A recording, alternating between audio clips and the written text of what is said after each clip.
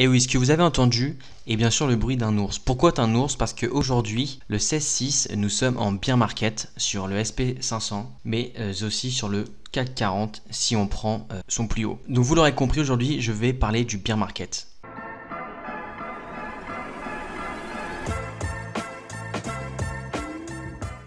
Donc tout d'abord, comment va se composer cette vidéo?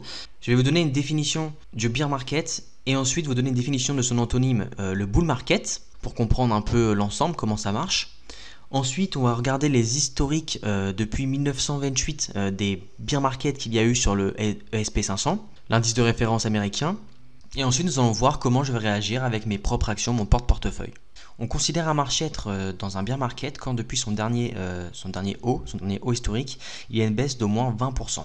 Comme je vous l'ai montré au début d'introduction, le SP500 depuis le début de l'année est à moins 23%, donc il y a bien cette 20% de baisse. Et le CAC 40 depuis du coup le 5 janvier est en baisse de 20,20%. Les deux plus gros marchés de mon portefeuille dans lesquels je possède des actions sont donc en bear market. Le bear market est généralement causé par plusieurs facteurs.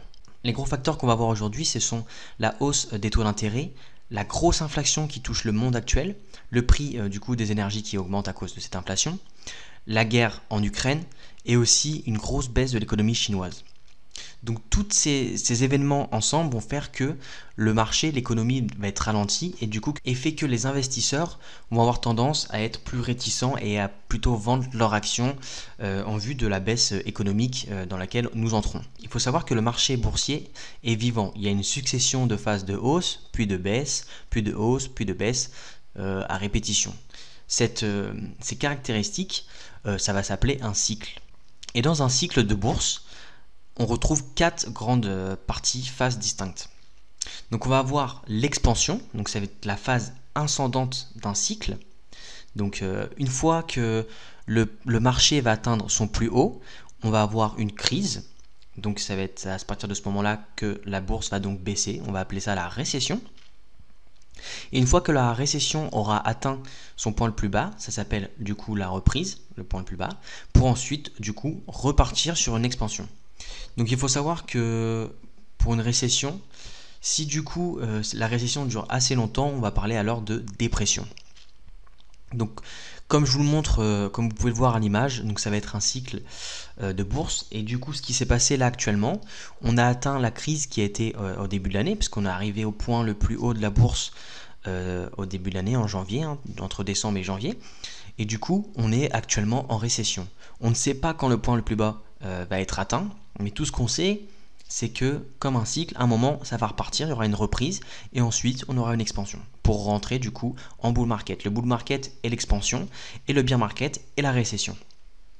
Maintenant que je vous ai bien défini et que vous voyez un peu plus dans vos têtes à quoi correspond un bear market, on va regarder l'historique des bear markets depuis 1928. On se trouve sur l'Excel où j'ai importé des données bear market depuis 1928. Donc avec ces données, il y en a eu 26 sans compter celui de 2022, mais avec celui de 2022, on est donc à 27. Donc ensuite, on a l'époque à laquelle ce bear market a eu lieu, le pourcentage maximum de pertes de la bourse, et ensuite le nombre de jours dans lequel le bear market est resté en bear market.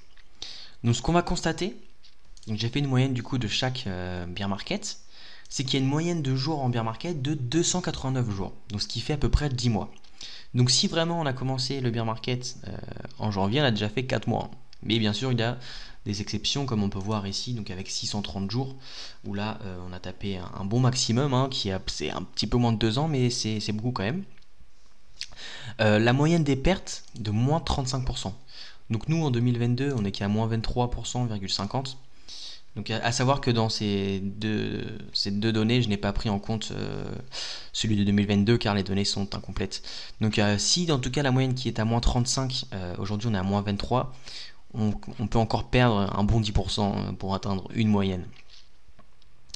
Donc après voilà, le nombre de bear market depuis 94 ans car les données datent de 1928, ce qui fait 27, ce qui fait à peu près 1 tous les 4 ans.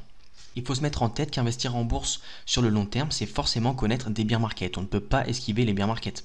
C'est juste la règle du jeu. Si vous investissez en bourse et que vous attendez longtemps, des années, vous allez forcément connaître un bear market. Alors forcément, les 2 dernières années, on a connu 2 bear markets avec le bear market dû au Covid-19 et celui d'aujourd'hui.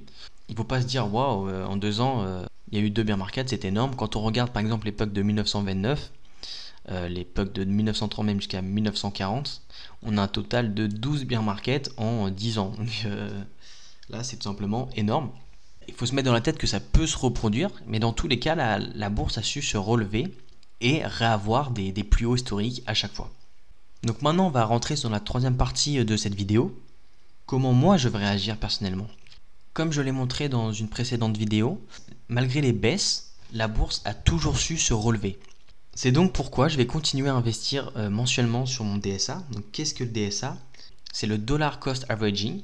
Donc c'est une technique qui permet de réduire la volatilité d'un portefeuille et de lisser les PRU. Les PRU sont les prix de revient unitaire. Comment on va faire pour réduire la volatilité d'un portefeuille ? C'est tout simplement mettre un montant fixe chaque mois, mensuel, qui va être défini auparavant chaque début d'année.